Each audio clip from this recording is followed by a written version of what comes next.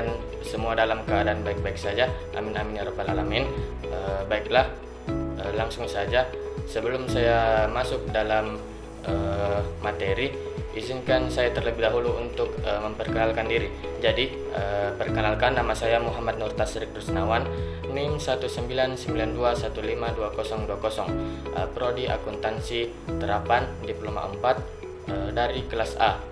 Jadi, saya di sini akan membahas soal UAS atau ujian akhir semester mengenai studi kasus.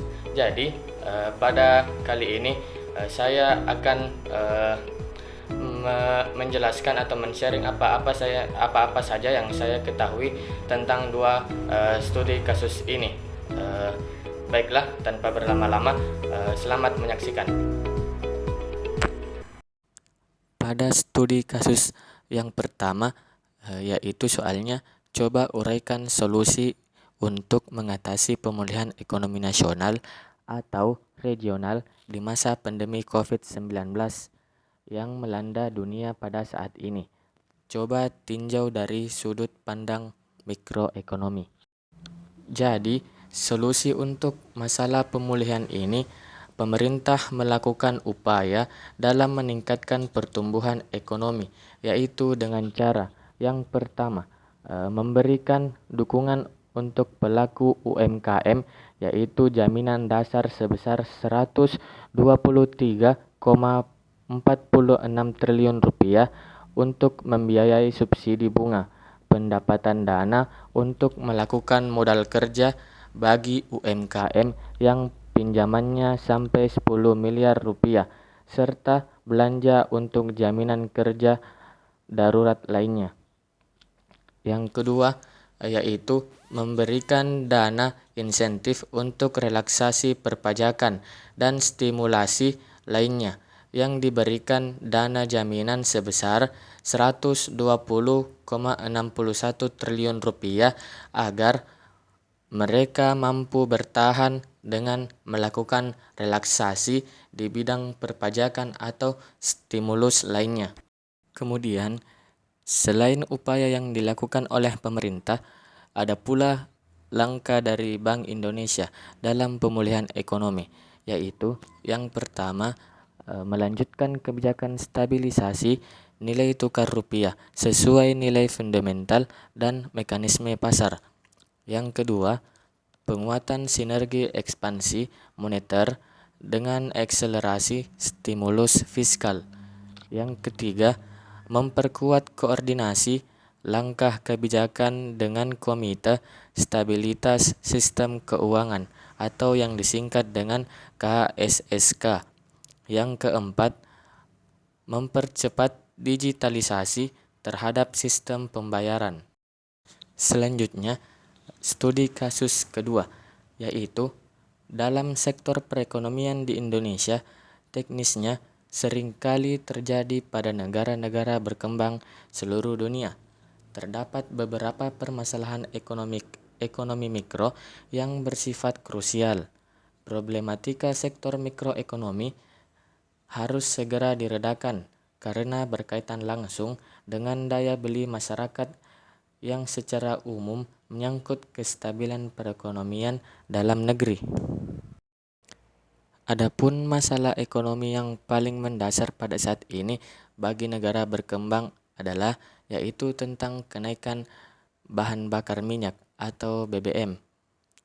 Sebab atau latar yang menyebabkan terjadinya kenaikan harga BBM di Indonesia yaitu antara lain, yang pertama, jumlah volume konsumsi meningkat sehingga mengharuskan peningkatan anggaran subsidi, sedangkan batas defisit APBN sudah mendekati batas kewajaran defisit. Karena apabila harga BBM tidak dinaikkan, maka akan terjadi defisit anggaran yang tidak sehat untuk negara ini. Yang kedua, yaitu harga minyak dunia mengalami kenaikan. Hal ini juga memiliki peran penting dalam naiknya harga BBM. Harga minyak dunia tidak tetap, maka akan mengalami penurunan, namun juga bisa mengalami kenaikan.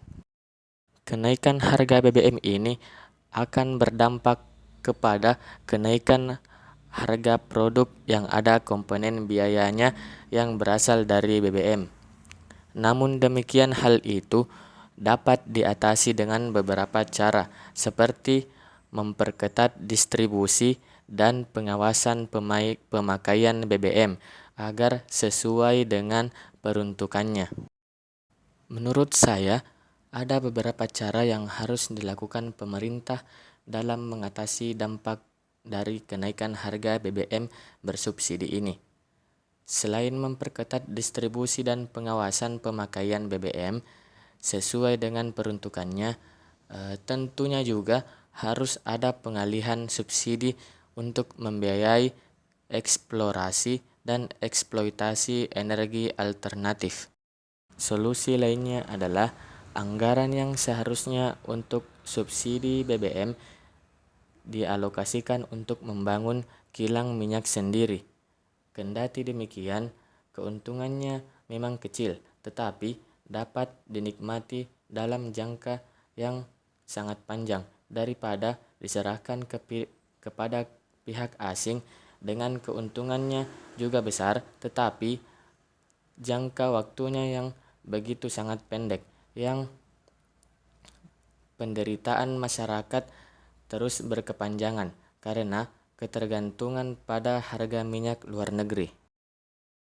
Ada pula langkah lain yang harus diambil oleh pemerintah, yaitu memanfaatkan sebagian besar anggaran untuk subsidi bagi kegiatan proyek padat karya dan dana bergulir bagi masyarakat miskin dalam usaha ekonomi produktif, khususnya untuk bantuan usaha ekonomi produktif ini bisa menggunakan pola program anggur merah, yaitu anggaran untuk rakyat menuju sejahtera.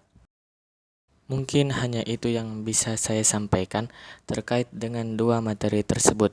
Semoga video penjelasan ini dapat bermanfaat bagi teman-teman sekalian ya. Saya Muhammad Nurtasrik Rusnawan dari Prodi Akuntansi Terapan Kelas A mengucapkan wassalamualaikum warahmatullahi wabarakatuh dan sampai jumpa.